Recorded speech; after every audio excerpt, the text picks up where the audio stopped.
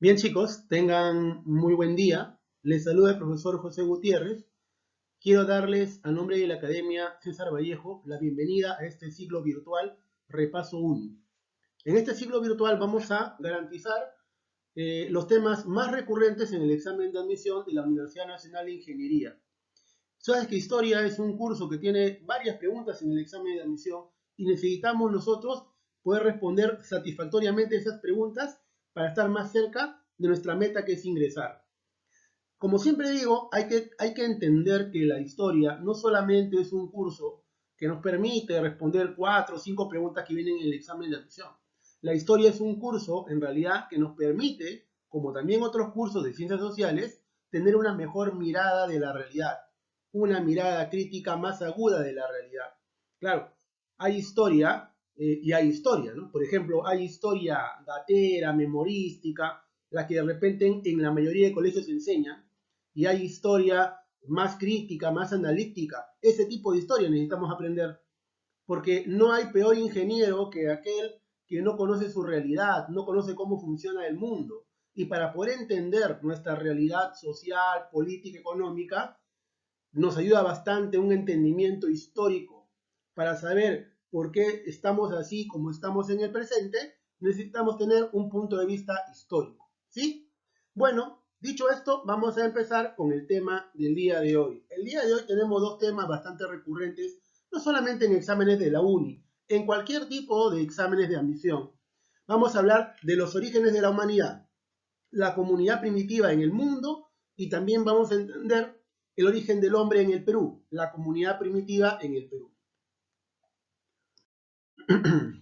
El hombre apareció en la Tierra más o menos hace 2.5 millones de años y no va a lograr vivir en civilización hasta más o menos hace 4.000 años antes de nuestra era. Vamos a hablar de esa etapa tan larga de la humanidad. ¿Cuáles eran las características de la humanidad? ¿Cómo vivía el hombre? ¿Cómo garantizó su subsistencia? Ya tenemos una base. Ya tenemos una base de repente de un ciclo anterior, por ahí también el virtual uni anual, por ahí de repente los semestrales, pero en este ciclo vamos a garantizar lo que es pues ajustar, consolidar los conocimientos que tenemos de historia, ¿sí? Bueno, tú sabes que la comunidad primitiva en el mundo está dividido en tres grandes etapas. La primera de esas etapas es el paleolítico. Paleo, antiguo. Lito, piedra. Es como decir la piedra antigua. Así lo dividieron los historiadores tradicionales. El paleolítico inicia con la aparición del primer hombre. ¿En qué continente apareció? En el continente africano. África es cuna de la humanidad. ¿Cómo era el clima en esos tiempos? Era un clima bastante frío. El Pleistoceno es el clima frío. Y hace 2 millones y pico de años, el Pleistoceno dominaba la Tierra. Si quieres, puede llamarle era del hielo. En esos tiempos, los primeros hombres van a tener una economía de subsistencia. ¿A qué me refiero? Que van a estar buscando sus alimentos de lugar en lugar. No van a tener un punto fijo de residencia. Están organizados en bandas, grupos de cazadores que tratan de sobrevivir en comunidad. El paleolítico, a su vez, que es la primera gran etapa de la comunidad primitiva o la llamada prehistoria, si quieres también llamarle edad de piedra, porque se utiliza la piedra como elemento fundamental para hacer herramientas, ¿no? Una pregunta en el examen de admisión podría ser: ¿qué ser humano hizo las primeras herramientas? Por supuesto, el primer ser humano fue el Homo habilis. El Homo habilis se caracteriza por la elaboración de las primeras herramientas líticas, es decir, herramientas de piedra. El Homo habilis, como puedes ver en el mapa, aparece en África. En Adar, Etiopía, aparece el Homo habilis, ¿ya? Perdón, ahí aparece Lucy, que sería una Australopithecus. En Adar, Etiopía, aparece Lucy. Profesor Gutiérrez, ¿y Australopithecus es lo mismo que Homo habilis? No. Al parecer, los seres humanos, como el Homo habilis, evolucionaron de estos Australopithecus. Así como los Australopithecus aparecieron en África, después de millones de años, al parecer evolucionaron y aprendieron a hacer herramientas y de ahí aparece el Homo habilis. El Homo habilis entonces es el primer ser humano. Se dedicaba a la carroña, por ejemplo. No era todavía un buen cazador, sus herramientas eran muy básicas. Tendrán que pasar muchísimas generaciones para que este hombre siga aprendiendo más. Otro hombre importante de este paleolítico inferior, ahí lo vamos a ver en el mapa, es el Homo erectus, que también aparece en África, pero a diferencia del Homo habilis, el Homo erectus logra migrar. ¿Hacia dónde migró? Ahí vemos, fíjate, ahí dice Sinanthropus pekinensis, más conocido como el hombre de Pekín, en China. Ahí también dice más abajo, Pithecanthropus erectus, más conocido como el hombre de Java, en Indonesia. Y una cosa muy importante, este hombre, el Homo erectus, especialmente el hombre de Pekín, al parecer fue el primero que utilizó el fuego. En la cueva de Chukutien, en China, se hallaron las primeras evidencias de domesticación del fuego. ¿Y el fuego va a ser importante para qué? Va a ser fundamental no solamente para abrigarse en una época de frío, para alumbrarse en la cueva oscura o en la noche, sino también como seguridad para poder ahuyentar los depredadores. Además, el fuego va a ser fundamental para poder cocer los alimentos. El fuego cambió la vida del hombre. ¿Sí? Seguimos avanzando. Tenemos también el Paleolítico Medio. Después de estas dos primeras especies, el Homo habilis y el Homo erectus, viene el hombre de Neandertal. En realidad hay más evidencias, pero estamos hablando de aquellas evidencias que están mejores estudiadas y que suelen preguntar en los exámenes de admisión. El hombre de Neandertal tenía una ventaja con respecto a los anteriores.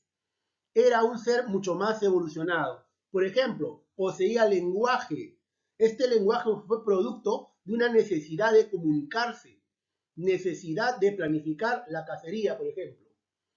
Además, hacía entierros, es decir, cuando un cazador neandertal moría, rápidamente era enterrado y su cuerpo protegido. La idea era evitar que los depredadores vayan a consumir ese cuerpo. Estaban con una idea mágico-religiosa de que podría reencarnar, revivir ese cuerpo inerte. Por lo tanto, tenían ideas mágico-religiosas. ¿Sí? Bueno, entonces el Paleolítico Medio tiene como principal representante al hombre de Neandertal. Seguimos avanzando, tenemos el Paleolítico Superior. Ahí hace la aparición nuestra especie. Nuestra especie es el Homo sapiens, hombre pensante. ¿Sí? El Homo sapiens también aparece en África, es otra rama evolutiva distinta, que también empieza a migrar, va a llegar inclusive a Europa y se va a encontrar con los neandertales. Cuando nuestra especie, el sapiens, iba avanzando en Europa, iban a retroceder ya los neandertales. Estaban en extinción los neandertales. ¿Sí? Desarrolló el arco y la flecha, el Homo sapiens. Además, también elaboró las primeras pinturas rupestres. Lascaux está en Francia. Es una muestra de estas hermosas pinturas donde se veía la cacería. Altamira, que está en España, es otra muestra impresionante de una cueva llena de pinturas rupestres. El arte mobiliar, como vemos en esta imagen, una estatuilla con forma de una mujer embarazada, símbolo de fertilidad, llamada también las Venus paleolíticas. Esta etapa también va a llegar a su fin. El clima va a empezar a cambiar. El frío del Pleistoceno se dio su lugar a la época cálida del Holoceno. Esto sucedió hace más o menos 10.000 años antes de nuestra era. Con el cambio climático, el hombre va a tener que adaptarse a las nuevas circunstancias. ¿A qué me refiero? Lamentablemente, los mamíferos grandes, como el mamut o el megaterio, empezaron a desaparecer, producto de que el calor, el desierto, terminaba haciendo desaparecer la vegetación, que era el alimento de estos grandes animales. Va a haber una crisis de subsistencia. El hombre va a tener que organizarse en clanes. Y los clanes no solamente vivían de la cacería, también vivían de la horticultura. ¿Qué es la horticultura, profesor Gutiérrez? Sembrar algunas semillas ahí en la zona fértil, en la tierra húmeda al lado del río. Las mujeres y los hombres entendieron que haciendo eso, con el tiempo salían nuevos vegetales comestibles. Las pepitas que eran sembradas daban fruto y eso les va a servir para estar un tiempo al lado de esa producción. Es decir, ya no eran totalmente nómades, eran seminómades. O sea que había momentos en los cuales vivían al lado de esa cosecha. Pero eso no es agricultura. Agricultura todavía más adelante se va a dar, ¿ya? En el Mesolítico predomina la horticultura. La horticultura. Además, estos clanes dicen ser descendientes de un ancestro común. Puede ser de repente un reno, un jabalí, puede ser de repente un venado, ¿no? Ese es el tótem, ¿ya? Se identifican así mitológicamente con un ser, con un ser. Entonces vemos que en el Mesolítico se da un avance ya en la humanidad y más adelante vamos a tener la aparición ya del Neolítico, como podemos ver aquí. El Neolítico, chicos, el Neolítico es la etapa donde el hombre logra el sedentarismo. Más o menos 8000 años antes de nuestra era, surge ya el Neolítico. El hombre se vuelve productor, como podemos ver en la imagen. Empieza ya a sembrar. En ese planiferio podemos ver como 5 plantitas que simbolizan que la agricultura surgió en 5 lugares en el mundo. La zona más antigua, el centro originario más antiguo agrícola, es la media luna fértil. Ahí está señalada. Más o menos en la zona de Egipto, en la zona de Turquía, en la zona de Mesopotamia, esa región es llamada la media luna fértil. Al parecer ahí surgió por primera vez la agricultura. Se sembró, por ejemplo, trigo o cebada. Pero también hay otros lugares. Podemos ver ahí, voy a utilizar el cursor, podemos ver ahí también la India, podemos ver ahí también China, ahí está México, Mesoamérica, y los Andes en el Perú. Serían entonces los 5 centros originarios agrícolas. Desde ahí, la agricultura con el tiempo se va a expandir en el mundo entero, ¿sí?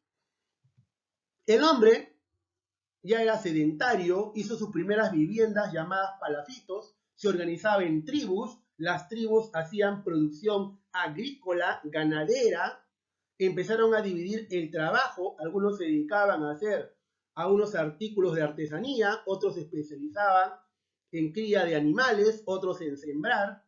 Hay excedente productivo, ya la tierra va a tener propietarios, empieza a haber ya un esbozo de lo que va a ser luego las clases sociales. El hombre agradece la producción y hace templos de piedra llamados megalitos, como podemos ver ahí. Estos megalitos eran algo así como centros astronómicos, templos en honor al sol. También con el tiempo van a surgir las primeras ciudades.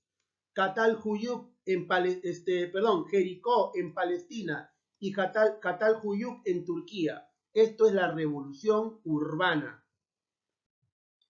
También, para poder cerrar esta primera clase, vamos a hablar de la comunidad primitiva en el Perú.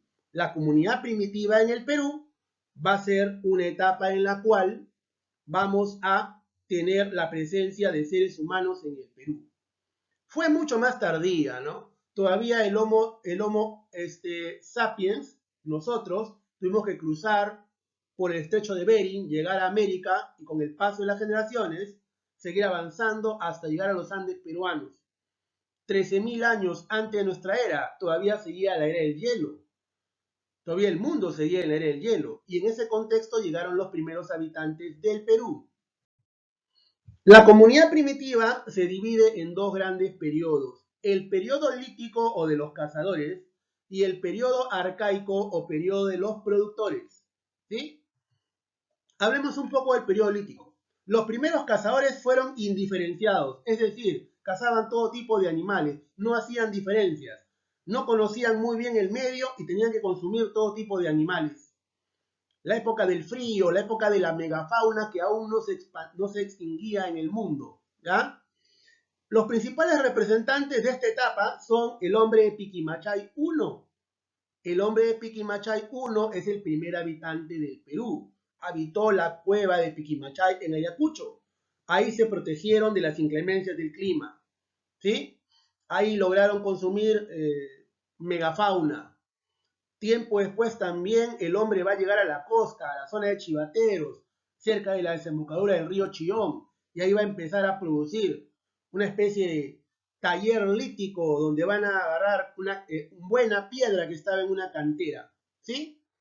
Tiempo después el hombre va a conocer mejor el medio, va a conocer mejor el espacio geográfico, y surgen así hombres como de Toquepala, Paiján, Lauricocha. En Toquepala vemos las primeras pinturas rupestres con escenas del Chaco rodeo. En Paiján vemos los primeros entierros humanos en la costa. En Lauricocha vemos los primeros entierros humanos en la sierra, con presencia también de deformación craneana. También hay pinturas rupestres. Y posteriormente va a venir una etapa, más o menos desde el 8000 antes de nuestra era, va a venir una etapa llamada el arcaico inferior y luego el arcaico superior. El arcaico inferior, la horticultura es lo que se produce. También practican el marisqueo, consumo de choros, de muymuy, de almejitas que recolectaban en la playa. El primer horticultor del Perú, el hombre de Nanchoc, produjo, por ejemplo, calabaza. El segundo horticultor del Perú, el hombre de Guitarrero. El hombre de Santo Domingo practicaba el marisqueo. El hombre de Telarmachay es muy importante, es el primer domesticador de América. ¿Qué tipo de animales domesticaba? Este pastor domesticaba llamas y alpacas.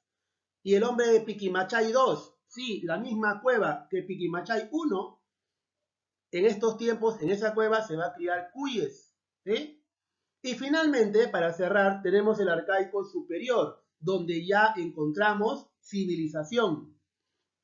Caral es una prueba de que hay civilización. Son aldeas sedentarias donde hay mucha producción. El hombre de Caral ya está generando las clases sociales. Pirámides. Se puede decir que es la primera ciudad de América, la primera civilización. El hombre de Cotox en Huánuco. El hombre de Cotox en Huánuco desarrolló el templo de las manos cruzadas. Y el hombre de Huacaprieta en La Libertad desarrolló los primeros tejidos de algodón del Perú, con figuras bordadas de cóndor. En lugar de cerámica tenían mates. Mates son la mitad de la calabaza en forma de un tazoncito secado al sol. Ahora, esta etapa también se le conoce como la etapa precerámica. No existe la cerámica. A partir más o menos del año 1800 va a aparecer pues la cerámica en el Perú. ¿Sí? Entonces, gracias por la atención, jóvenes. Hemos tenido un resumen de estos dos temas y ahora vamos a pasar también a una pequeña práctica. Gracias.